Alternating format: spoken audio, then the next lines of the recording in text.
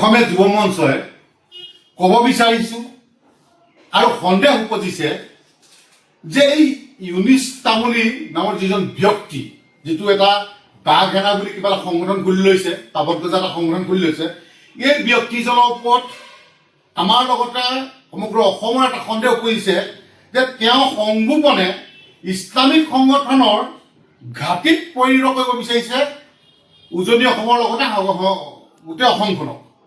গতিকে আমি তেখেতক আমি চাইছোঁ বস্তুখিনি, তেখেতে কি কৰে, ক'ৰবাত কেতিয়াবা কিবা এটা ফটকে বাইক এটা দিব, দি পেলাই যেতিয়া হুলস্থুলীয়া পৰিৱেশ এটা সৃষ্টি হয়, তাৰপিছত দেখিব যে তেখেতে গায়ব হৈ দিয়ে। সৌদিনা শিৱসাগৰত তেখেতে মিয়া নিম বুলি আমাক দল সংগঠন তেখেতে চেলেঞ্জ কৰা দেখিছিলোঁ।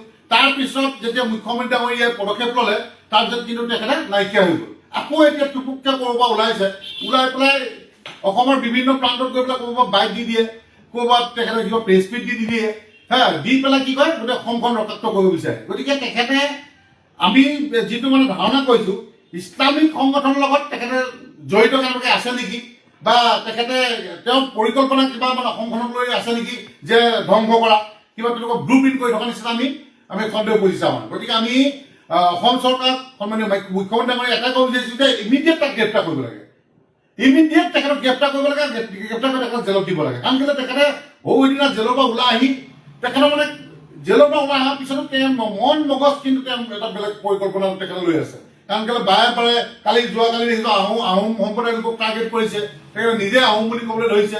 তাৰ আগতে দেখিছোঁ আমাৰ দল সংগঠনক চেলেঞ্জ কৰি হ'লে অবৈধ মিয়া বাংলাদেশী আনিম বুলি তেখেতে চেলেঞ্জ কৰিছে। গতিকে এনেকুৱা ব্যক্তি কেনেকে অসমত ঘূৰি ফুৰি আছে আমি মানে ভাবিবলৈ বাধ্য হৈছোঁ। আৰু কি কৰিছে, পটককৈ বাইকটো দিব, তাই ঘৰ কি শিৱসাগৰত নাথাকি পেলাই অসমৰ প্ৰান্তত য'তে ত'তে সি ঘূৰি ফুৰি থাকে।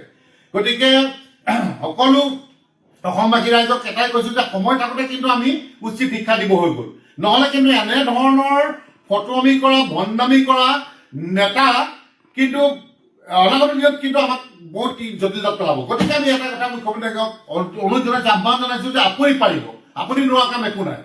গতিকে মুখ্যমন্ত্ৰী ডাঙৰীয়াক এটা ক'ব বিচাৰিছোঁ, বা অসমবাসী ৰাইজক এটা কথাই ক'ব বিচাৰিছোঁ যে আপোনালোকে দেখিছে আজি কিমান হাজাৰ হাজাৰ বিঘা মাটি আজি আমাৰ সন্মানীয় মুখ্যমন্ত্ৰী ডাঙৰীয়াই উচ্ছেদ চলাই আছে, উচ্ছেদ কৰিছে। কিন্তু সেই মাটি আকৌ কোনোবা বেলেগ চৰকাৰে ঘূৰাই দিম বুলি কৈছে। কিন্তু আমি মই আগতো কৈছোঁ যে আপোনাৰ 15 years 20 years 10 বছৰ বা 15 বছৰ পিছত যিটো হ'বলৈ গৈ আছে অসমত, যদি আমি এতিয়াই যদি সময় থাকোঁতে যদি আমি শুধৰণি নহওঁ কিন্তু আমাৰ দিগদাৰ আছে। আৰু যিহেতু মুখ্যমন্ত্ৰী ডাঙৰীয়া যিখিনি কাম কাজ আমি দেখিছোঁ, অবৈধ মিয়া বাংলাদেশী খেলাৰ ক্ষেত্ৰত তেখেতৰ যি ভূমিকা আছে, আমি আগতেও কৈছোঁ যে তেখেতৰ লগত আমাৰ সমৰ্থন আছে, আৰু এতিয়াও সমৰ্থন থাকিব, অনাগত দিনলৈও তেখেতৰ লগত এই সমৰ্থন আমাৰ সদায় আছে, সদায় থাকিব। তেখেতে অবৈধ বাংলাদেশী খেদি যাওক, কোনো ধৰণৰ কুণ্ঠাবোধ কৰিব নালাগে। আৰু আমাৰ যি সত্ৰ মাটি বেদখল, কিমান আমাৰ সত্ৰ মাটি তেখেতলোকে এই অবৈধ মিয়া বাংলাদেশীয়ে লৈ থৈছিলে, আজিতো সন্মানীয় মুখ্যমন্ত্ৰীয়ে উচ্ছেদ কৰিছে।